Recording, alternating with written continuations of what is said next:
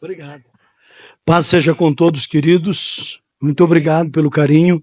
Podem sentar. Deus abençoe. Obrigado de um modo muito especial ao pastor Eberson, pastora Sara, né? A Rebeca e o Azaf, não é isso? Que bom. Bom estar aqui mais uma vez. Já há muitos anos que eu não vim a essa igreja e é um privilégio poder estar aqui. Reencontrar o Jefferson, né? Que bacana. E a Adriane. Bom vê-los aqui. Cabaneiros, né? Que bom, gente. Pessoal, eu trouxe comigo alguns exemplares desse livro, Pai, assim na terra como no céu. Esse é o primeiro livro de uma série sobre cultura de avivamento. Quando o avivamento se torna cultura. Serão 3 livros da mesma série. Esse é o primeiro. O segundo está no forno, está pronto, mas ainda não está nas mãos. Então, logo, logo, vai estar aí com a gente também, tá bom? Que é Cativando o Coração do Pai. Depois, se alguém quiser adquirir, vai ter ali fora. Nos últimos 10 anos, eu e a pastora Sirlei, nossa casa, nós temos dedicado todos os dias da nossa vida com o objetivo de pregar sobre cultura de avivamento. Embora a maior parte do nosso tempo é envolvido em projetos missionários, mas a principal mensagem que nós temos levado é sobre cultura de avivamento. Parece meio contraditório, né? A gente vive mais tempo fazendo uma coisa e fala mais sobre outra. É porque todos os grandes movimentos missionários foram frutos de avivamento. Todo avivamento desemboca em movimentos missionários. Isso foi lá nos Moravianos, no Grande Despertar, no avivamento de Gales, no avivamento de Azusa, de Toronto, de Pensacola, de Cali, de Almolonga, na Guatemala, e de todos os grandes avivamentos históricos. Todos eles desembocaram em um grande movimento missionário. Hoje, como o pastor Eberson disse, boa parte do nosso tempo é trabalhando em cima dos projetos da Missão Êxodos. A Êxodos é um guarda-chuva que abriga debaixo de si vários projetos. Alguns em forma de treinamentos, outros em forma de bases missionárias. Antes de pregar, eu queria apenas mostrar algumas imagens para vocês. Aleatoriamente, podem jogar aí as imagens e eu vou falando sobre um pouco daquilo que a gente faz, tá bom? Vamos começar por imagens e deixar os vídeos para o final, rapidinho. Nós lideramos um projeto chamado A Cabana. Ok, começar por esse. Esse projeto ele nasceu há 7 anos atrás. Ele é na ilha de Santo Antão, lá na África, em Cabo Verde. Cabo Verde é um arquipélago que tem 10 ilhas, 9 delas são habitadas, e a mais pobre de todas é a ilha de Santo Antão. Há 7 anos atrás enviamos para lá nossa primeira família missionária, que é o Jackson, a Cristiane e a Evelyn, que vocês participam ativamente como mantenedores do projeto. Depois, 2 anos depois, enviamos a missionária Kátia, e eles começaram um projeto de plantio de uma igreja, mas um projeto também de usar o esporte como a ferramenta para discipulado. Esse projeto é liderado pela Kátia, missionária nossa, é um projeto de taekwondo. Hoje é uma referência em Cabo Verde, já com várias reportagens de rede nacional, e esse projeto tem se expandido muito. Muitas crianças e adolescentes foram alcançados pelo Evangelho através do projeto de taekwondo, hoje liderado pela Kátia, fundado e liderado por ela. E vários adolescentes, jovens e seus familiares já foram discipulados e batizados através desse projeto. Lembre-se que Cabo Verde é um país que tem menos de 3% de evangélico, tá bom? Pode passar mais uma imagem. Esse é um dos projetos que nós lideramos, que é a Cabana, é o projeto mais antigo. Essa foto foi da última edição agora de janeiro, aqui em Goiás. O projeto acontece em 7 estados do Brasil, em 9 cidades diferentes, não é? A partir de Goiás, no Pará acontece em Parauapebas e em Belém, no Amapá, no Tocantins, em Araguaína, em Palmas, na capital, em São Paulo, capital do Piauí, em Teresina, e também na capital do Espírito Santo, lá em Vitória. Inclusive, quarta-feira agora a gente teremos mais uma edição da cabana lá em Macapá. Projeto grande, cresceu muito nos últimos 10 anos, julho agora completa 10 anos. É uma semana de treinamento, uma semana de imersão. Já passaram pelo projeto mais de 6.000 pastores e líderes. Hoje o projeto já foram realizados mais de 80 edições. Goiás acontece 2 vezes por ano, sempre no Acampade, nos meses de janeiro e julho. Próxima edição é para o dia 8 de julho. De 8 a 15 de julho terá a próxima edição da cabana em Goiás. Te aconselho a viver essa imersão, essa experiência. É um treinamento fora da caixa, tá bom? Fora dos acampamentos padrões. Mas será uma imersão muito intensa, ok? Vamos lá? Esse é um outro projeto que nós lançamos agora. Nós treinamos, nós temos o CTM, que é o nosso Centro de Treinamento Missionário, que é o nosso treinamento que prepara missionários aqui em Anápolis, que acontece de agosto a dezembro. E todos esses jovens que vocês estão vendo aí, a Letícia, a Camille, o Davi, o Carlos, a Ivonete e a Carol, de várias igrejas diferentes, né? A Letícia é do Tocantins, da Batista do Tocantins, Ivonete é do Tocantins, o Carlos do Espírito Santo, Davi de Anápolis, a Camille de Brasília e a Carol da Igreja Batista Atitude lá do Rio de Janeiro.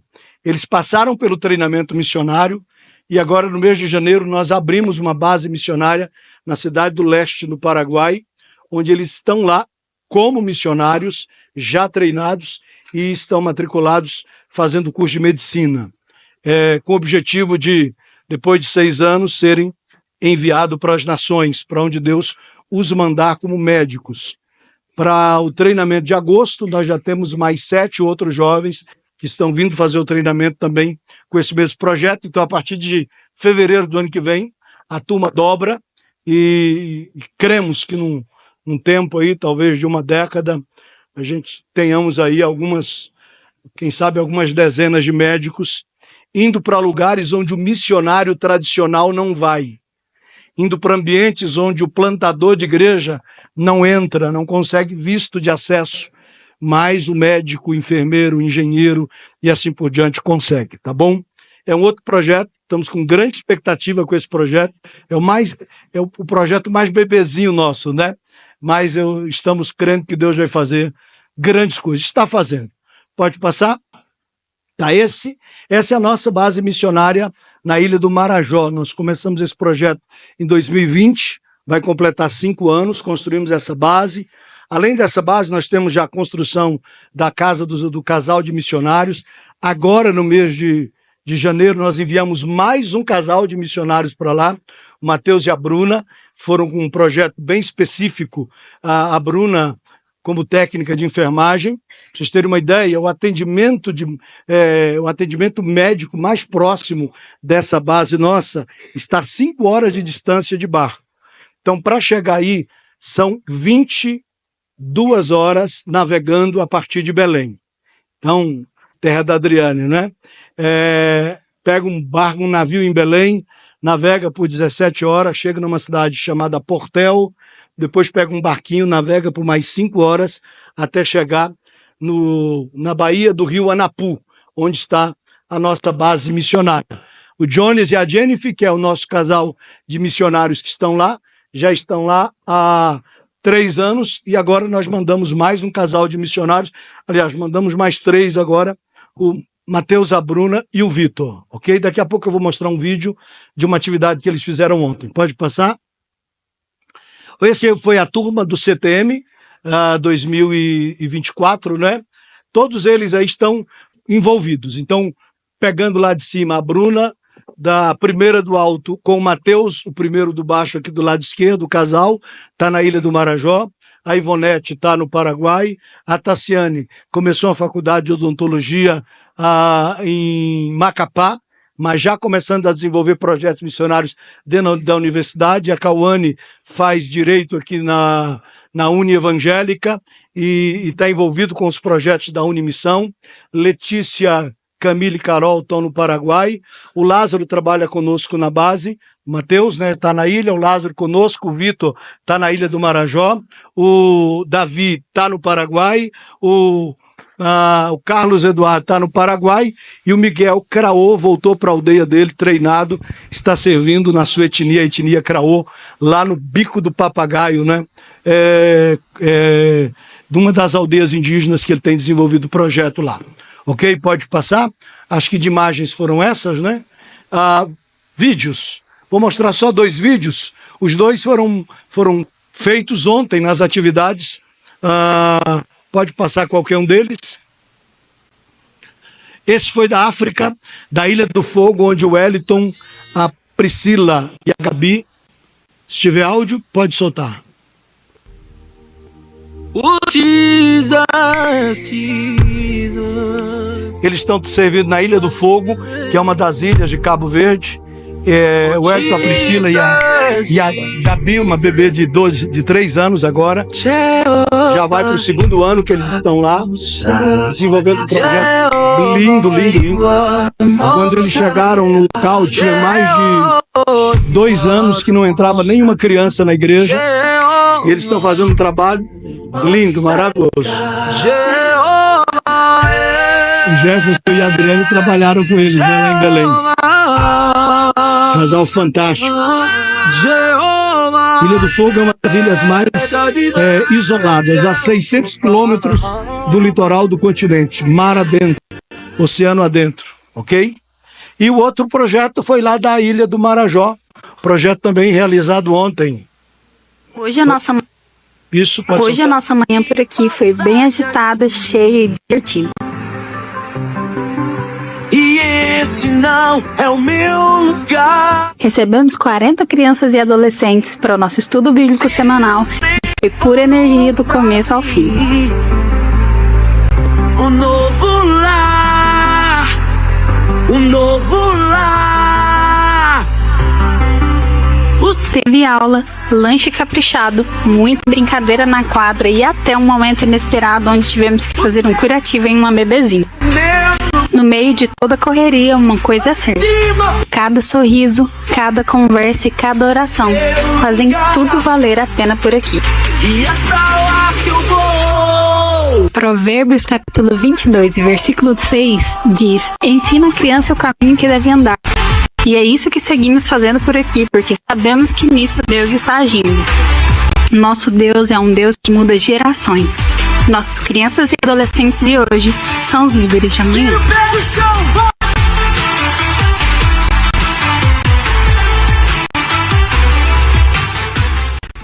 Maravilha. Então é um pouco dos projetos, pode acender a lâmpada, é um pouco dos projetos que nós trabalhamos ao longo do ano. Estamos começando mais um projeto agora, que é onde o Jackson, a Cristiane e a Evelyn estão agora na cidade de Praia, na Ilha de Santiago, junto com a Thalícia e o Igor. E eles estão começando um projeto voltado para ganhar jovens universitários cabo-verdianos. O objetivo é ganhar o jovem cabo-verdiano nesse momento de universidade, onde eles estão definindo o futuro deles, né? E aí a gente vai poder certamente influenciar melhor o andar da carruagem do evangelho naquela nação. A palavra evangelho significa boas novas. Todos nós sabemos disso, né? Diga comigo, mas o evangelho só é boas novas quando chega a tempo. Se ele não chegar a tempo, ele não é boas novas. O evangelho só é boas novas quando chega a tempo. Deixa eu trazer 3 versículos da Bíblia, eu quero ler com vocês, rapidinho sentados como estão.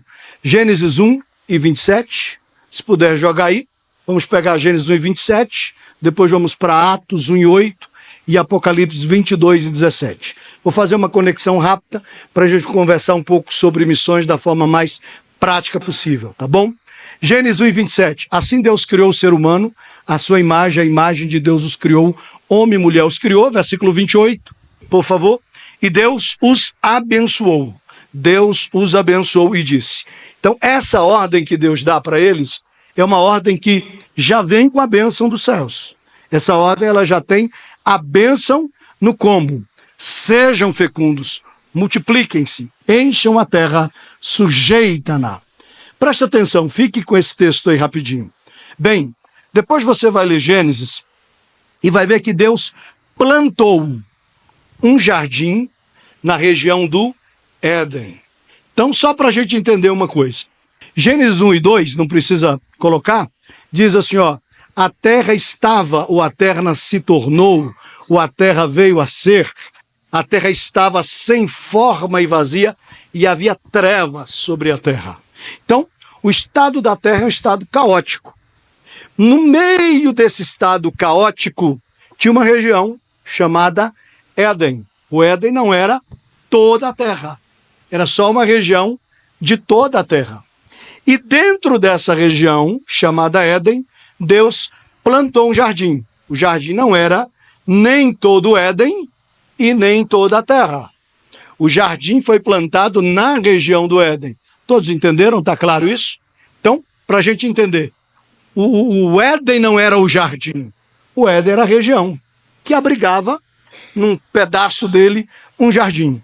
E Deus plantou o homem ali. Quando Deus planta o homem ali, Deus dá uma ordem para ele. Diz assim, olha, vocês vão crescer, vocês vão multiplicar e vocês vão encher a terra. Vocês vão pegar essa cultura do jardim, que é uma cultura celestial. O que é o jardim? É a cultura do céu na terra. É só você olhar para a árvore da vida que estava lá. Gênesis de 1 Apocalipse 22, a Bíblia tem um só propósito: trazer a cultura do céu para a terra. Mas isso é uma mensagem para um outro momento. O certo é que o jardim é a cultura do céu. Então, Deus dá para Adão a seguinte ordem: você vai pegar a cultura do céu. Qual é a cultura do céu para nós? O Evangelho. Você vai pegar o Evangelho, você vai pegar a cultura do céu e vai expandir isso. É por isso que Deus mandou o Adão plantar. Mas Deus já não tinha plantado? Não, Deus tinha plantado aquele jardim. O Adão agora ia reproduzir. Ele ia multiplicar. Ele ia fazer uma multiplicação através daquilo que havia no jardim, com o objetivo de aumentar o jardim, alcançar todo o Éden e depois alcançar toda a terra, porque essa era a ordem de Deus. Vamos para Atos 1 e 8, porque lá a mesma lógica se repete. Em Atos 1 e 8, o Senhor Jesus está sendo assunto ao céu, e naquele momento a ordem é: voltem para Jerusalém, que lá vocês vão receber poder ao descer sobre vós o Espírito Santo. Ou seja, quando a cultura do céu descer sobre vocês. Olha a mesma cena do jardim. Quando a cultura do céu descer sobre vocês, então vocês vão replicar a cultura do céu. Em Jerusalém, crescei, Judéia e Samaria, multiplicai, e até os confins da terra, enchei a terra. A ordem é a mesma. Essa ordem também foi dada para Abraão, e o próprio Jesus está nos dando essa ordem. A ordem é essa. Existe uma ordem para ser dada, que é espalhar a cultura do céu, para que toda a terra ouça a cultura do céu. Deus também disse isso para o povo de Israel lá no Sinai, quando disse Moisés: eu quero que eles sejam minha nação de sacerdotes. Eles vão espalhar a cultura do céu por toda a terra. Como é que a Bíblia termina? Eu mostrei como a Bíblia começa. Como é que a Bíblia termina? Apocalipse 22 e 17. Apocalipse 22 e 17 tem para mim o último texto sobre avivamento.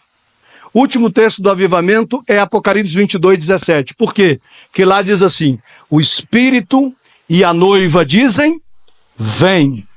O que isso tem a ver com o avivamento? É esse o propósito do avivamento: fazer com que a noiva reproduza a linguagem do Espírito.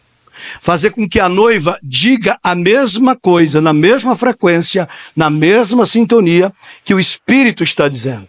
Avivamento é quando os céus alinham a igreja àquilo que os céus estão proclamando. E aqui eu tenho o último avivamento da história. O Espírito e a noiva estão completamente alinhados, reproduzindo a mesma mensagem. A noiva está reproduzindo a mensagem do Espírito. E a mensagem do Espírito é uma pregação. E a pregação é o Evangelho. as boas novas. Vem, podem vir, podem vir. Quem quiser, quem tiver sede, venha, venha, receba de graça da água da vida. Só que quem escutou a mensagem, entendeu a mensagem, não ficou parado nas quatro paredes. Também começou a reproduzir a mensagem. Olha que bacana, ó. O Espírito e a noiva dizem, vem. E aquele que ouve, também diga, vem. Então, o Espírito alinhou a noiva começou a pregar. Quem ouviu a pregação, também começou a pregar. Começou a dizer a mesma mensagem. E aqueles que ouviram a mensagem, atenderam ao chamado, vieram e receberam de graça a água da vida. Mas de onde vem a água da vida? Apocalipse 22:1 diz que a água da vida flui do trono de Deus e do Cordeiro. Então, que é a água da vida? A cultura do céu sendo espalhada pela terra. Então, basicamente, eu queria começar essa mensagem de hoje trazendo essa série de reflexões para você entender sobre a missão. Mas eu quero focar em Atos 1:8, que a palavra é essa, recebereis poder. Ao descer sobre vós o Espírito Santo, e ser minhas testemunhas. Pode botar Atos 1:8, colocar, por favor? Atos 1:8. E recebereis poder ao descer sobre vós o Espírito Santo, e serão minhas testemunhas. Aonde? Tanto em Jerusalém, como em toda a Judeia e Samaria e até os confins da terra. Primeiro, essa ordem foi dada para quem? Para os discípulos. Para todos os discípulos. Essa não foi uma ordem dada para os 12. Põe isso no seu coração. Essa ordem foi dada no momento que Jesus está sendo assunto ao céu. E nesse momento existe pelo menos 500 pessoas ali no Monte das Oliveiras. Essa ordem foi dada para todos. Missões não é um projeto de pastores, missionários, evangelistas, de um grupo seleto de ministros. Não, não. A ordem foi dada para todos. E a ordem é, vocês vão ser as minhas testemunhas, eu vou empoderar vocês e vocês vão ser as minhas testemunhas. Tanto em Jerusalém, como em toda a Judéia e Samaria. Preste atenção, porque equivocadamente, às vezes dizem que quem dá desculpa não dá resultado, mas quem gosta de dar desculpa começa a dizer assim, eu escuto muito isso. Pastor, como é que eu vou mandar um missionário lá para os confins da terra se eu nem ganhei a minha Jerusalém ainda? Se eu nem fiz o dever de casa ainda? Não tem muito sentido a gente apoiar um projeto missionário que está acontecendo lá na África, lá no outro continente, se tem tanta coisa que é ao nosso redor em Jerusalém. Deixa eu dar 2 argumentos para te ajudar a mudar a sua mentalidade. O primeiro é o que deveria funcionar e já é o suficiente. É o teológico. O texto está dizendo, vocês serão minhas testemunhas. Não é primeiro em Jerusalém, depois em Judeia, depois de Samaria e finalmente nos confins da terra. Não, não, a ordem é tanto em Jerusalém, como em toda a Judeia e Samaria. Sabe o que significa? Ao mesmo tempo. Então a ordem é exatamente essa. Fazer missões aonde? Em Jerusalém, ao mesmo tempo que faz na Judeia, ao mesmo tempo que faz em Samaria e ao mesmo tempo que faz nos confins da terra. Isso é um argumento que por si só já deveria convencer você que essa é a ordem de Deus. Agora, todas as igrejas evangélicas históricas que existem no Brasil chegaram aqui através de missionários estrangeiros. A pergunta é, será que não tinha coisas para fazer na Jerusalém deles? Será que a tarefa estava encerrada? Quando os nossos irmãos suecos, o Gunnar Wingre e o Daniel Berg, vieram para cá em 1910, vindo lá de Chicago, apesar de serem suecos, será que lá em Chicago não tinha almas para serem ganhos? Será que na nação, na etnia deles, não tinha pessoas para serem ganhas? Essas nações ainda não foram completamente alcançadas pelo Evangelho, há muito que fazer nelas. Mas você entende que se esse pensamento prevalecesse na história da igreja, o Evangelho não teria sido boas novas para nós? Porque só é boas novas se chegar a tempo. Se não chegar a tempo, não é boas novas. Pois bem, então a ordem já é essa. Eu quero que você ponha na sua cabeça uma coisa. A ordem é para todos. Então a ordem não é para uma pessoa só. Não, não, não. A ordem é para todos. ide por todo mundo, é para todos. Quando você sair daquela porta para fora, você está pisando num território missionário. Você está pisando numa terra missionária. Porque às vezes a gente tem a ideia de que missões é uma coisa que a gente faz na África, lá nos ribeirinhos, lá com as tribos guaranis lá do Paraguai, ou lá no Afeganistão e assim por diante. Não, queridos, quando você sai da porta para fora, você deve se comportar como missionário. Diga comigo, todo avivamento começa no secreto, mas explode nas ruas. Todo avivamento começa no secreto, mas explode na rua. Porque se o avivamento não sair do templo, ele vai morrer dentro dele. Todo avivamento que não sai do templo, morre dentro dele. E eu quero esse tempo que me resta aqui, tentar desconstruir algumas ideias e talvez até expandir alguns pensamentos sobre missões. Porque nós, historicamente, associamos a ideia de que o missionário é aquele que prega, o missionário é aquele que canta, o missionário é aquele que planta a igreja.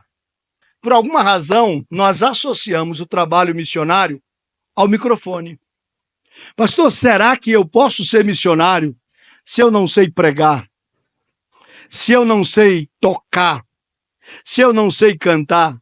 Se eu não tenho a menor experiência de liderar equipes de igreja, de ministério? Será que Deus tem um chamado missionário para a sua vida, para a minha vida? Claro que Deus tem. Não há uma pessoa nesse ambiente, e nem naquele outro ambiente que as crianças estão, que não tem um chamado missionário. E qual é o meu chamado missionário? Aí você vai ter que descobrir. Tenho certeza absoluta que Deus quer que você descubra. E porque Ele quer que você descubra, Ele deixou pistas para você. Pelo menos 3 delas, mas Ele deixou muitas outras. Pastor, como é que eu encontro o meu chamado? Primeiro, encontre o seu chamado na sua história de vida. Segundo, encontre o seu chamado nas suas habilidades e nas suas preferências. Terceiro, encontre o seu chamado nas tragédias que você viveu.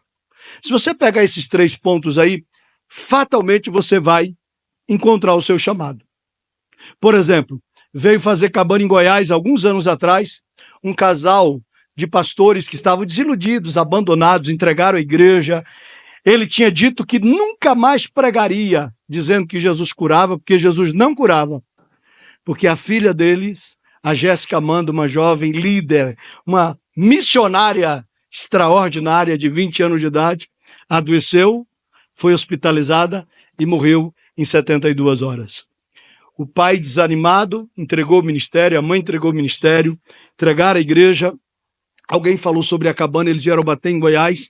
Isso foi lá por volta de 2018, eu acredito. 2018, 2019, por aí. Deus restaurou a vida desse casal, eles voltaram. Hoje eles pastoreiam uma igreja muito jovem. Toda vez que você chega na casa do pastor Alessandro, da pastora Josi, você conhece, né? Tem jovem espalhado, dormindo em cima, só falta dormir em cima do telhado, porque a casa é sempre cheia de muitos jovens. Ela voltou para o estado dela, começou uma faculdade de psicologia com um propósito: ajudar mães a enfrentar a dor do luto. Alguém que encontrou o teu chamado numa tragédia que viveu. Bem, se você pedir, pastor, o senhor aceitaria o desafio de liderar uma casa de recuperação? Irmãos, pode ter certeza que seria uma tragédia. Por quê? A experiência que eu tenho com bebida na minha vida foi, com 12 anos de idade, eu tomei um gole de cerveja e pensa num trem ruim. Joguei fora, nunca mais botei álcool na minha boca, e foi só um golinho mesmo assim. Não tenho a menor traquejo com isso. Mas se você veio desse mundo, se essa foi a sua tragédia, o seu chamado pode estar. Às vezes o seu chamado está nas habilidades, nas preferências que Deus te deu. Olha o projeto que eu acabei de mostrar para vocês, liderado pela Kátia. A história da Kátia é uma história bonita, que alguns anos atrás o pastor dela me ligou. Pastor, tem uma jovem da nossa igreja que quer fazer o CTM, quer ser missionária. Eu disse, eu vou ir conversar com ela. Cheguei na casa do pastor, a Kátia estava lá, uma jovem de 32, 33 anos naquela época. Acho que menos, acho que uns 31 anos. Hoje ela deve ter 35, 36 anos hoje. E E eu perguntei para ela, você faz o que da vida? Ela disse, eu estudo, eu faço faculdade. De quê? De biomedicina. Falta quanto tempo para terminar o curso? Falta 3 períodos. Eu só disse essa palavra para ela, filha, mantenha o seu coração aquecido. Não perca o foco. Termine a sua faculdade e me ligue daqui 1 ano e meio. 1 ano e meio depois a Kátia me ligou, trouxemos a Kátia para o treinamento, para o CTM, mandamos ela para a África, crendo que ela seria lá uma biomédica e usaria essa habilidade que Deus deu. Mas quando ela chegou lá, ela viu uma carência e uma possibilidade maior. E nem eu sabia. A Kátia era uma ex-atleta de taekwondo da Federação Brasiliense de Taekwondo. Mas ela foi lesionada, não podia mais disputar campeonatos e deixou o taekwondo de lado. Quando ela chegou lá, ela descobriu que era a porta que Deus queria usá-la. Hoje, a associação que ela lidera é referência nacional. Ou seja, ela encontrou o chamado aonde? Nas habilidades e nas preferências que Deus deu para ela. Você tem um chamado. Quer ver? Quem aqui, vou falar com essas senhoras que estão aqui, quem aqui, modéstia à parte, mas você sabe que você faz bem, faz um bolo muito gostoso? Levante a mão para me ver. Quem aqui faz um bolo muito gostoso? Vou deixar o marido falar. O marido vai poder levantar. Tá aqui, ó. Aí, ó. Olha aí, olha. Quantas missionárias a gente tem aqui. Pastor, eu posso ser missionária fazendo bolo? Claro que pode. Como? Faça um bolo no dia de sábado. Escolha um abrigo de idosos. Leve esse bolinho para lá e vai ouvir as histórias deles. Vai compartilhar um pouco do amor de Jesus. Vai ouvir eles conversarem. Muitos estão abandonados pela família, em solidão, e tudo que eles querem é alguém que fale algo, que tenha ouvidos para ouvi-los. Com um bolo você pode alcançar o coração deles. Olha a coisa fantástica. Quer ver uma coisa? Tem alguém aqui que é manicure? Tem? Não? Não? Mas vocês devem conhecer, ou você pelo menos tem alguém que é cristão, evangélico às vezes, e que faz a sua unha, vamos dizer assim. Gente, vamos ser sinceros. Toda manicure é um pouquinho de terapeuta também, não é? Não é? Que começa a arrumar a unha da pessoa ali, 1 hora, 1 semana, depois mais que 10, 15 dias depois, e a pessoa vai abrindo a vida, e vai contando história, e vai falando dos traumas, né? Na cabana tem um momento chamado útero criativo, que é um momento que a gente tem só para elaborar projetos criativos fora das 4 paredes. Está dando origem a um livro que eu vou lançar agora sobre 101 ideias de projetos criativos para uma igreja local. E nasceu um projeto muito bacana, um projeto feito com manicure, atendendo idosos. Por quê? Porque o idoso já não tem envergadura mais para cuidar da sua própria unha. Mas não é para atender só idosos, para atender de todas as faixas etárias. E o projeto tem até nome, gente. Olha que projeto lindo. Sabe qual é o nome? Manicurando. Manicurando. Não é legal? Alguém que encontrou o seu chamado nas suas habilidades. Alguém que é empresário? Empresário? Tem alguma empresa? Alguém tem empresa própria aí? Tem? Tem. Alguns têm. De áreas diferentes, não vou nem perguntar. Mas deixa eu dizer uma coisa para vocês. Na Turquia hoje, nós temos um grupo significativo de missionários empreendedores. Não precisa memorizar essa sigla. Essa sigla se chama BAM, Business as Mission, ou seja, negócios como missões. Mas existe um grupo significativo de missionários empreendedores. Gente que não sabe pregar, gente que não sabe tocar, gente que não sabe dirigir um culto, ok? Mas gente que sabe montar um negócio. E eles foram para a Turquia abrir, sabe o quê? Cafeterias. Porque os turcos amam tomar café. E é diferente de nós aqui ocidentais, essa mania que a gente tem do café expresso. Não. Eles não querem café expresso. Café para eles combina com prosa. Café com prosa é você sentar numa cafeteria com um amigo e ficar ali por 1 hora batendo papo, conversando sobre as coisas da vida. Olha o que acontece. O turco está na cafeteria evangélica missionária, conversando com um amigo, vendo versículos na língua nativa dele, espalhado na parede por todo canto, e o barista que atende ele é um missionário formado, treinado em missões, mas também um profissional que está ali com o propósito de desenvolver relacionamento. Olha que coisa bacana isso. Eu estou só tentando abrir a cabeça de vocês para você entender o universo missionário que cabe você. Eu estou aqui tentando dizer para você que daquela porta para fora, quando você pisar, você precisa de duas coisas. Primeiro, intencionalidade. Diga intencionalidade. E segundo, posicionamento. Tem educador aqui? Professores? Alguém que trabalha na área da educação? Então você precisa começar a se posicionar de forma intencional e fazer daquela escola o seu campo missionário. Os diretores estão clamando por ajuda. Os educadores cristãos estão clamando por socorro. E num raio de 2 quilômetros, acho que não há sequer uma igreja urbana no Brasil que no raio de 2 quilômetros não tenha pelo menos uma escola com 300, 400 alunos. Um campo missionário gigantesco que está bem pertinho da gente, bem ao nosso alcance. A gente podia falar sobre... Porque nós temos a ideia de que o Brasil é evangelizado. Vamos desconstruir um pouco isso? Existe uma quantidade gigantesca de brasileiros que já ouviram o evangelho. Mas existem segmentos evangélicos, existem segmentos no Brasil que o evangelho praticamente nem penetrou ainda. Quer ver um exemplo? Surdos. O Brasil tem 10 milhões de deficientes físicos, auditivos. Desses 10 milhões de deficientes auditivos, 3 milhões são surdos. Surdos mesmo, 100% surdo. Mas tem uma língua no Brasil específica para os surdos, não tem? Não é isso? Libras, Língua Brasileira de Sinais. Que, por sinal, através de um projeto topíssimo, acabou de ganhar, no ano passado, a tradução do Novo Testamento para Libras.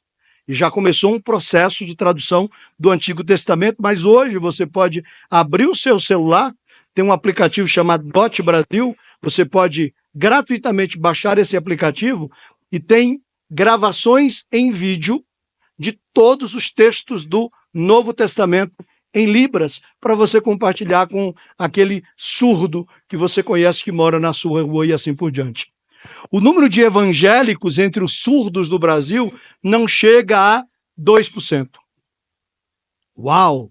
Sério, sério. O número de evangélicos entre os surdos do Brasil não chega a 2%. Qual a maior desculpa que eu encontro de igrejas que não têm tradução simultânea para Libras? Pastor, a gente não tem Libras porque a gente não tem surdo. Não, querido. A gente não tem surdo porque a gente não tem Libras. Que eu tenho certeza que no meio desse povo aqui, alguém conhece um surdo. Ou alguém conhece alguém que conhece um surdo. Entende? Eu estou falando de surdos, mas eu podia falar de ribeirinhos, onde a gente trabalha. Existem 10 mil comunidades ribeirinhas no Brasil, na Amazônia brasileira, sem nenhuma presença evangélica. A gente está no Rio Anapu, a 5 horas de viagem da cidade mais próxima. Sabe qual é o meu sonho? Estou falando só de um rio da Amazônia, só de um rio da Ilha do Marajó. Sabe o que é o meu sonho? Pegar um barco, navegar mais 6 horas para frente, estabelecer uma base, a base 2. Pegar esse barco, navegar mais 6 horas pelo Rio Anapu, estabelecer outra base. Você pode navegar por 24 horas pelo Rio Anapu e você vai encontrar comunidades e mais comunidades sem nenhuma presença evangélica. A gente podia falar dos ciganos. O número de evangélicos entre os ciganos é menos de 2% de evangélicos. E o Brasil tem quase 2 milhões de ciganos. A gente podia falar dos quilombolas. A gente podia falar dos mais ricos, dos mais pobres. Quem já cruzou por um andarilho na BR? Levante a mão. Bacana. Você sabe que o andarilho e o morador de rua, eles têm visão de mundo completamente diferente. Aquela pessoa que mora na cidade, que está em situação de rua, ele tem uma referência geográfica. Ele dorme naquela praça, ou ele dorme naquela marquise. Todo dia, na hora do almoço, ele vai pedir comida lá naquele restaurante. ele tem uma geografia. O andarilho não. O andarilho não tem geografia. Morador de rua, ele vive em comunidade. O andarilho não. Sinceramente, você lembra a última vez que você viu 2 andarilhos andando junto? Não, não. Eles não andam em dupla. Eles não querem comunidades. Eles são solitários. Eu me lembro de 2 projetos legais, vou citar um deles. Passou pela cabana em 2015 ou 2016, um produtor de flores de Brasília, o irmão Vanderlei. Ele tem um caminhão frigorífico, onde ele distribui flores no Ceasa e em floriculturas e assim por diante. Ele produz na chácara dele e distribui. Sabe o que ele fez? Ele adaptou o caminhão dele com banheiro. Olha que legal. E a cada 15 dias, ele, junto com outras pessoas, pega o caminhão e sai pelas BRs do Brasil. Anda, em média, a cada 15 dias, 500, 600 quilômetros, passa por um andarilho, estaciona o caminhão lá na frente, para, e fica esperando o andarilho chegar, uma mesinha montada e uma Coca-Cola em cima. O cara vai passando, oferece uma Coca-Cola, oferece um lanche, da Coca-Cola vira o lanche, do lanche vira o corte de cabelo, do corte de cabelo vira o banho, do banho vira a roupa, da roupa vira o sapato e vira a Bíblia. Não pense que ele vai deixar a vida de andarilho. Não, não, não. Ele tem uma construção de identidade. Agora, você imagina se a gente conseguisse montar uma rede e esse andarilho passasse aqui pela BR-153, descendo para o Tocantins, e a nossa turma daqui acionasse a turma de Jaraguá. Você só, a gente cuidou dele aqui e já aplicou a primeira lição do discipulado. Ele deve chegar aí daqui uns 3 dias. E a turma de Jaraguá fizesse isso e aplicasse a lição 2. Quando esse cara chegasse em Araguaína, já podia batizar, irmão.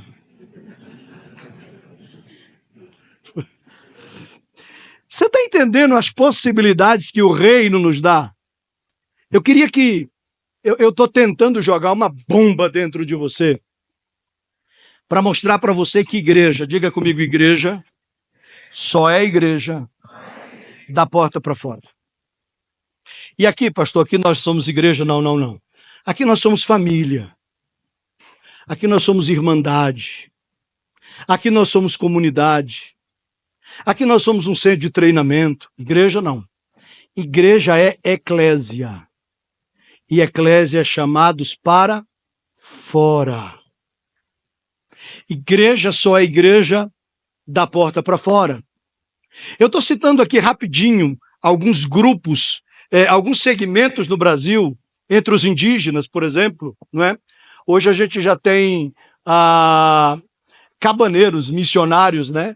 Que a gente tem acompanhado e dado treinamento, mesmo que à distância, como Miguel Craô, lá da etnia Craô. Tem mais 2 etnias no norte, tem os xerentes também ali do Tocantins, daquela região de Tocantinha, de Miracema, é grande a comunidade dos xerentes ali.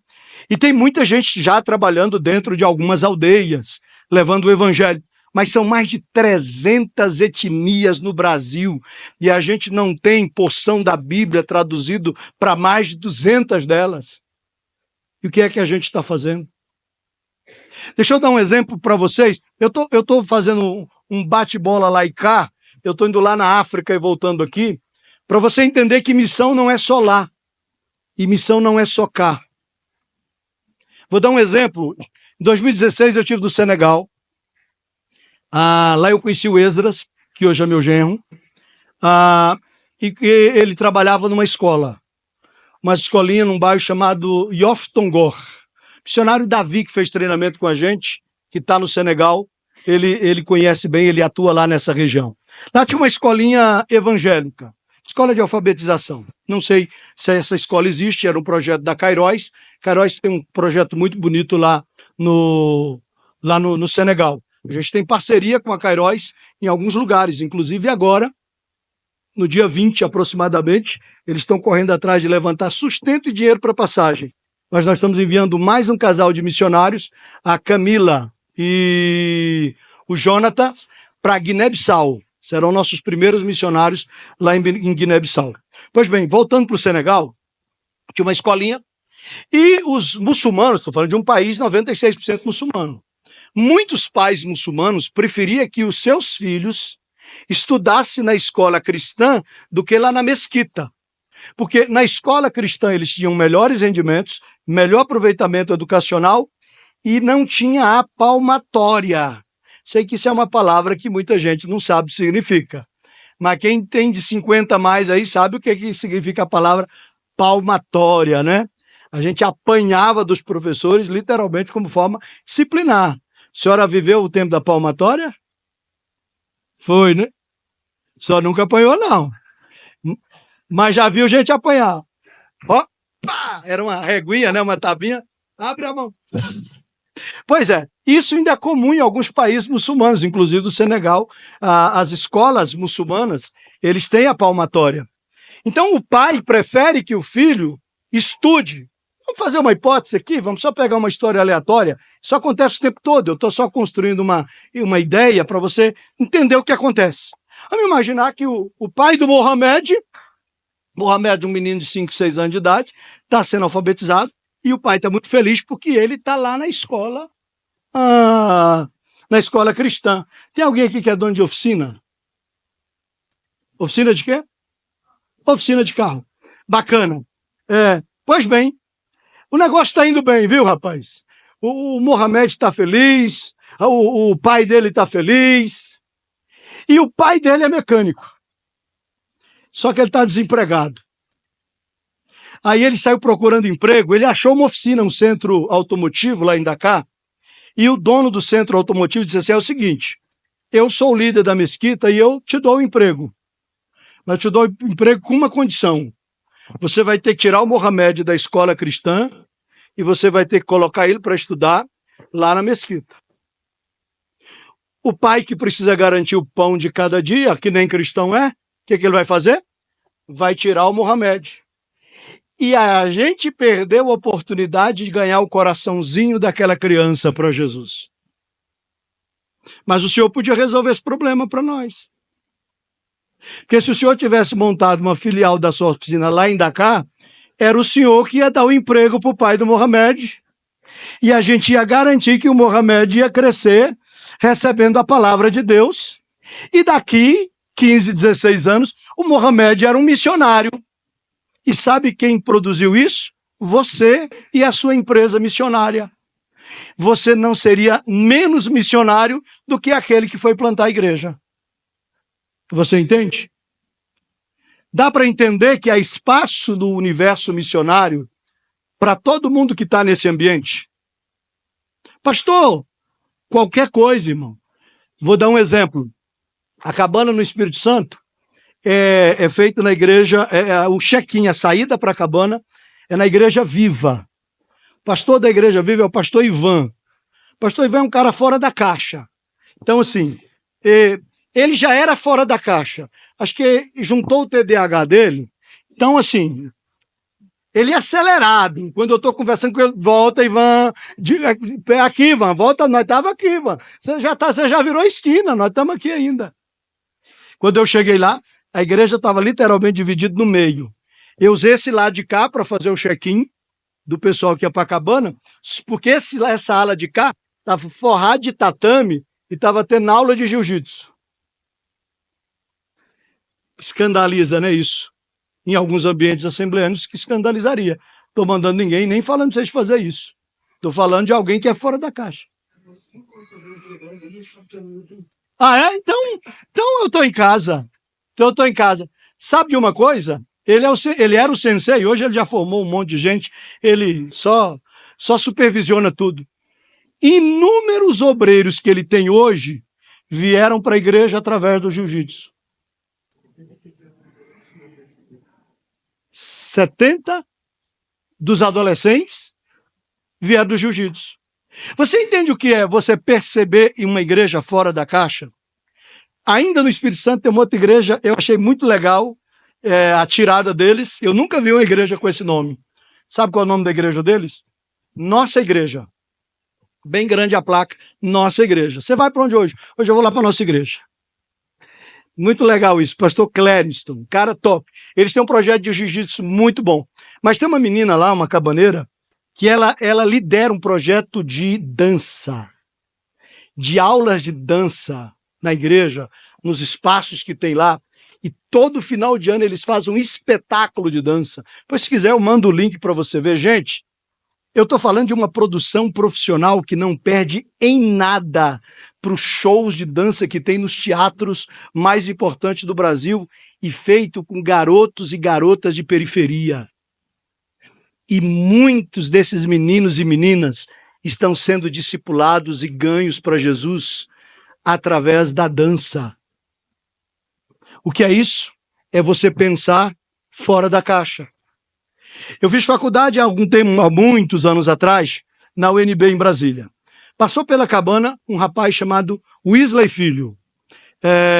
Ele fazia, naquela ocasião, bacharelado em física na UNB. E ele voltou para a universidade com 2 ferramentas: posicionamento e intencionalidade. Ele começou a olhar para a Universidade de Brasília e começou a ver nela o seu campo missionário. E ele começou a se aliar com projetos que já existiam, um projeto que já existia. Os líderes desse projeto foram graduando e foram saindo, e o projeto caiu no colo dele. Só que quando chegou a hora dele graduar, dele terminar o bacharelado em física, ele entrou no desespero, porque ele entendeu que Deus usou aquele momento acadêmico dele para plantar ele na UNB, mas que a UNB é de fato o campo missionário dele. Sabe o que ele fez? Saiu do bacharelado e já entrou num programa de mestrado, para garantir que mais 3 anos ele vai estar desenvolvendo projetos lá. Meses atrás, eu fiz um link dele com os nossos meninos que estão no Paraguai, para ele dar uma mentoria para a nossa galerinha lá do Paraguai, para desenvolver projeto dentro da universidade. Porque alguém entendeu aquele espaço como um espaço missionário. A sua escola é um espaço missionário. A sua empresa é um espaço missionário. O quartel, a academia, todos os ambientes que você frequenta, a sua rua, é o espaço missionário. E Deus tem um chamado para você. Você só precisa descobrir o seu lugar no reino. Missões não é uma coisa para meia dúzia de pessoas. Missões não é um projeto para os treinados. Não, não, não. Missões se faz pela força leiga da igreja. Os ministros, os evangelistas, os pastores, os missionários são importantes. Pastor, mas não tem sentido o senhor mandar um missionário lá para o Senegal se tem muita coisa para fazer aqui. Quem é que vai fazer? Você que está ficando. É mais gente ficando do que gente indo. Entende? Não é para ir todo mundo. Imagina se fosse todo mundo. Não funcionava. A gente manda um, fica 100. A gente manda mais um, fica 100. Esse um vai fazer o trabalho lá fora, mas o 100 tem que fazer o trabalho aqui dentro.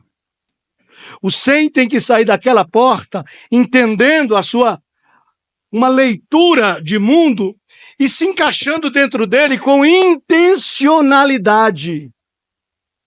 Se encaixando dentro dele com posicionamento. Eu vou chegar naquela faculdade e vou me posicionar. Eu vou chegar naquele ambiente de escola, eu vou me posicionar. Eu vou chegar naquele hospital, eu vou me posicionar. Eu vou fazer daquele hospital o meu campo missionário. Eu não sei fazer nada, eu vou fazer bolo. E eu vou no sábado lá para o abrigo de idosos. E eu vou emprestar o meu ouvido para eles. E eu vou ganhar o coração deles. E eu vou compartilhar as minhas experiências com Deus através deles. Eu lembrei aqui agora de uma menina que passou numa cabana lá no Espírito Santo. Mas ela não é de lá. Ela é da Ilha do Marajó, da cidade de Portel. A cabana no Pará ia demorar a acontecer e ela queria fazer, ela foi fazer no Espírito Santo. Quando terminou a cabana, ela chegou para mim e disse: pastor, eu entendi, mas eu não sei como fazer. Por quê, filha? Acabei de ser aprovado no concurso público para ACS. Eu vou ser agente comunitário de saúde. E eu quero usar essa profissão que Deus me deu para missões. Eu quero fazer disso um espaço para ganhar, mas eu não sei como. Eu disse para ela: filha, eu também não tenho a menor ideia. Mas é o seguinte, eu tenho certeza que você não é a primeira nesse Brasil que passou num concurso público para a CS, que está com a mesma chama queimando no seu coração. Então vai buscar na internet, vai pesquisar, vai achar quem já fez isso, vai descobrir as ferramentas, vai aprender como. Não reinventa a roda, não. Vai descobrir quem já está fazendo isso há mais tempo, encontra, peça ajuda, peça mentoria. Agora, se depois de pesquisar tudo você não achar ninguém, aí Deus vai te dar.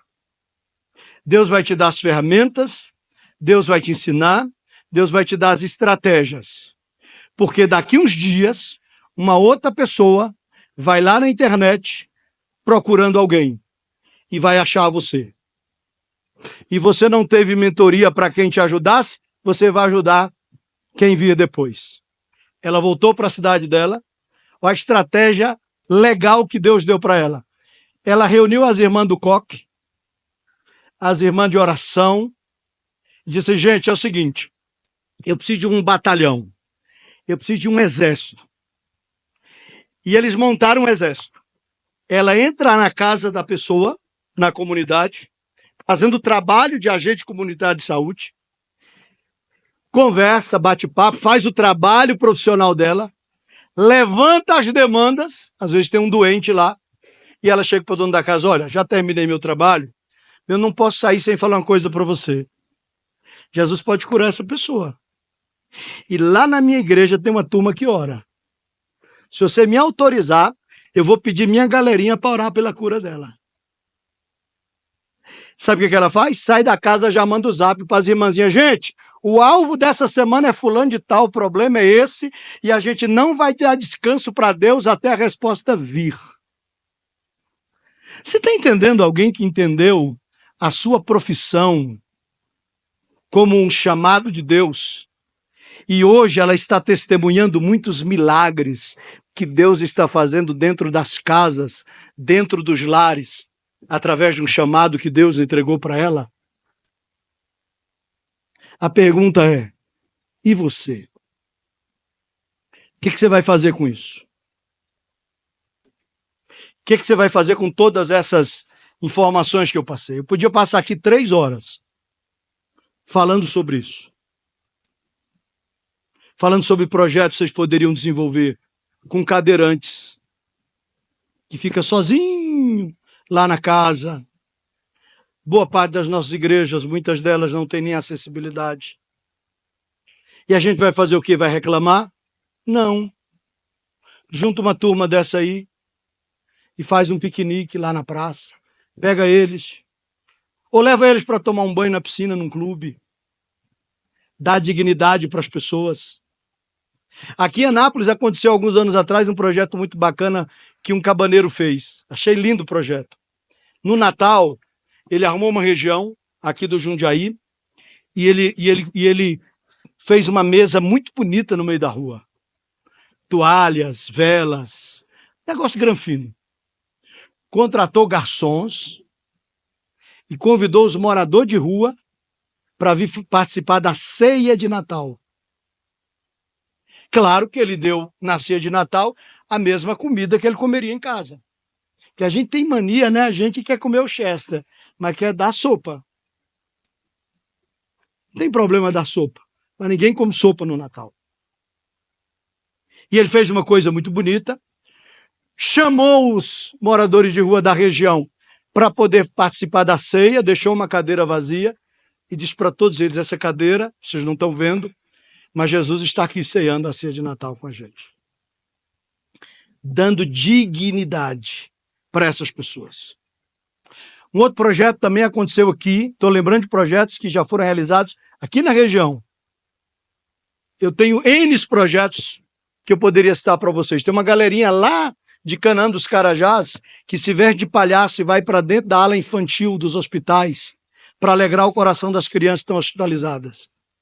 Aqui foi um casal que eles pegaram flores, uma carta de amor, lindamente, apaixonadamente escrita, assinada por Jesus. Quem nunca te esqueceu. colocou um bombom do lado, uma flor, a carta, e o casal foi para as portas dos motéis entregar aquilo de presente para as garotas de programa. E eu me lembro dele falar comigo sobre um feedback que ele teve de alguém que ligou para ele, e era uma menina de 18 anos, filha de um pastor da Assembleia de Deus, que estava desesperada porque sabia que Deus não tinha aquilo para a vida dela. Agora, seja sincero, quantas vezes a gente já passou nas ruas, nessa região de motéis, das cidades grandes, e a gente se indigna com aquilo. Mas se indignar e não fazer nada, o evangelho só é notícia boa se ela chega a tempo. O evangelho só é notícia boa se ela chega a tempo. O que você pode fazer? Pastor, eu não sei fazer nada e nem vou abrir oficina na África. Bacana. Sua empresa tem quantos funcionários? A minha empresa tem 20 funcionários. E graças a Deus está bem. Você acha que uma empresa que tem 20 funcionários e está prosperando, se de repente ela contratar mais um, em vez de 20 ela passar a ter 21, ela vai quebrar? Sendo bem administrada? Não. O que você faz?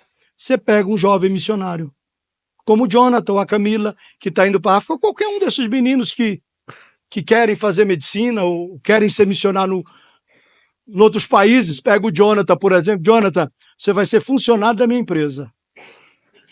E você vai prestar serviço de carteira assinada. Todo mês eu vou mandar seu pagamento. Você vai prestar serviço ganhando alma para Jesus lá em Guiné-Bissau. E tem um detalhe. No dia que você resolver vir embora para o Brasil, eu te demito. Tu vai gastar a sua vida lá. E quando terminar os seus dias lá, que você voltar para cá, você vai ter até direito para aposentar. O que você fez? Você fez da sua empresa uma empresa missionária. Quem nunca ouviu falar na Forte Leve do Antônio Torres, né? Lá de Vila Velha do Espírito Santo, que hoje não é só de caixa d'água, hoje invadiu o mundo da energia solar. Os maiores distribuidores de energia solar do Brasil hoje é a Forte Leve. Alguém que entendeu o papel missional e fez daquela empresa uma empresa que oxigena centenas de projetos do Nordeste na África. Que ele entendeu que o chamado dele não é pregar, o chamado dele não é expulsar demônio, o chamado dele é empreender. É a habilidade que Deus deu para ele. Ele entendeu que se Deus põe um negócio na mão dele, ele sabe fazer crescer. Porque ele vai fazer com que isso faça crescer a expansão do reino de Deus na terra. É alguém que entendeu o seu chamado missional. Você entende que Deus tem um chamado para você? A pergunta é: o que você vai fazer com isso? O que você vai fazer com isso? Você é músico? Que tal começar a ensinar música de graça para os meninos de baixa renda? Você é esportista? Que tal uma escolinha de futebol para os meninos de baixa renda? Você é enfermeiro? Que tal doar suas férias lá para a Ilha do Marajó? E passar 15 dias lá atendendo aquela comunidade? Que tal ser missionário dentro do hospital onde você trabalha? Eu já precisei de atendimento de urgência para pessoas próximas de mim, aqui lá naquela UPA da Vila Esperança, bairro São João. Enquanto eu estava lá aguardando para que a pessoa que estava comigo fosse atendido, eu ouvi um som lá fora. Achei bonito. Quando cheguei lá, sabe o que era? Um grupo de irmãos tocando violão, um carro com porta-mala aberto, oferecendo um cafezinho com leite quente e um sanduíche na madrugada. E eu comecei a observar que aquelas pessoas que estavam ali, muitos estavam ali para acompanhar um parente que sofreu um acidente de carro lá no norte goiano. E o cara está fora da cidade dele, fora da família dele, num atendimento na beira do hospital. Agora imagina você chegar lá numa madrugada com um café com leite, com um sanduíche e uma música, adoração, para alegrar o coração desse pessoal. Quer ver uma coisa bacana? Quem nunca passou nesses postos grandes de beira de BR que tem 200, 300 caminhoneiros parados? Não é verdade? Sim ou não? Você sabe que o caminhoneiro, quando sai de casa, qual um dos maiores problemas que ele enfrenta? A solidão, a saudade de casa, a saudade da família. Às vezes tem que, pela pressão, dirigir 12, 13 horas por dia. Às vezes termina um frete aqui, tem que ir lá para o outro canto do Brasil e depois vai lá para o outro canto e só volta em casa 2, 3 semanas depois. Que tal vocês pegar a turma aqui, ir lá para esse posto de gasolina, uma noite qualquer, fazer um louvorzão, trazer eles para perto, conversar, ouvir as histórias da estrada. E você acha que não tem crente lá, não? Tem um monte. Você pode até dar um treinamento para eles, replicar esse projeto nos estacionamentos dos postos de gasolina pelo Brasil afora. Então, eu vou encerrar, porque senão eu vou falar até meia-noite. Mas eu acho que é o suficiente para você entender uma coisa. Deus tem um chamado para você. A pergunta é o que você vai fazer sobre isso. O que Deus espera de mim, pastor? Intencionalidade. Posicionamento. Intencionalidade. Posicionamento. Pastor, eu não consigo nem sair de casa. Eu amo escrever. Comece a escrever carta para os presos no presídio. Evangeliza eles através de cartas. Tem tanta coisa que você pode fazer. Agora, você só precisa dar o primeiro passo. Você não vai fazer nenhum treinamento avançado, não. Não precisa ter treinamento para fazer um bolo e levar no abrigo. Você só precisa começar. Pastor, eu vou errar. Faz parte. É como um rio. Você vai construir o curso da sua história. Às vezes você acha que é de um jeito, a prática vai mostrar que é de outro. Às vezes você esperava um resultado mais rápido, a prática vai mostrar que é mais lento. Não tem problema. Não é sobre quem está na frente. Diga, não é sobre quem está na frente. É sobre quem não está parado. Fique em pé. Eu quero orar com você. Eu espero realmente que o Espírito Santo incendeie o seu coração. Porque se a luz do Evangelho brilhar apenas dentro da igreja, a cidade vai continuar nas trevas. Eu não vou me deter sobre isso, que eu precisaria de um tempo para fazer você entender isso. Mas Deus não tem levantado pastores para igrejas locais. Deus tem levantado pastores para cidades. Não precisamos de pastores que pastoreiam a Assembleia de Deus de Anápolis. Precisamos de pastores que pastoreiam Anápolis. Bairros. Pastores que pastoreiam geografias. Que leve a cultura do céu para dentro desses ambientes. Eu espero que você saia daqui hoje. E eu vou orar por você. Mas a oração que eu vou fazer para você é só uma. Deus, não permita que essa palavra seja roubada daqui a pouco na pizzaria, no sofá assistindo Netflix, ou numa roda de amigos sobre campeonato de futebol. Deus, tire as pessoas que estão me ouvindo aqui da zona de conforto. E faça com que essa palavra rumine no coração deles. Se for preciso, faça eles perder o sono. É sobre isso que eu vou orar. E se você concorda com essa oração que eu vou fazer, peça isso para a sua vida. Feche os seus olhos. Pai, eu estou encerrando essa ministração sobre o ID. Entendendo que o ID não é o ID para tão longe, é só o ID. Que os confins da terra, para uns, pode ser a África, mas para outros pode ser a escolinha bem aqui na esquina. Pai, eu te peço que os conformados sejam incomodados e que os incomodados sejam enviados. Que essa palavra não se perca daqui a pouco, num bate-papo de amigo, mas faça com que essa palavra rumine no coração dos teus filhos. E como é bom saber que essa igreja já entendeu a mensagem e já está desenvolvendo vários desses projetos. O que eu quero te pedir é que o Senhor não apenas abençoe esses projetos que já existem, mas os potencialize. A tal ponto que esses projetos não apenas produzam impacto no bairro, mas que sejam referências para tantas outras igrejas e tantos outros pastores e tantos outros irmãos nossos.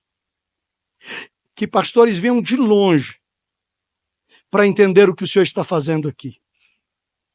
Que pastores venham de longe para conhecer como replicar aquilo que o Senhor está fazendo. Que cada cristão que está me ouvindo aqui agora assuma sobre si intencionalmente e se posicione no papel e na missão que o Senhor tem para cada um deles.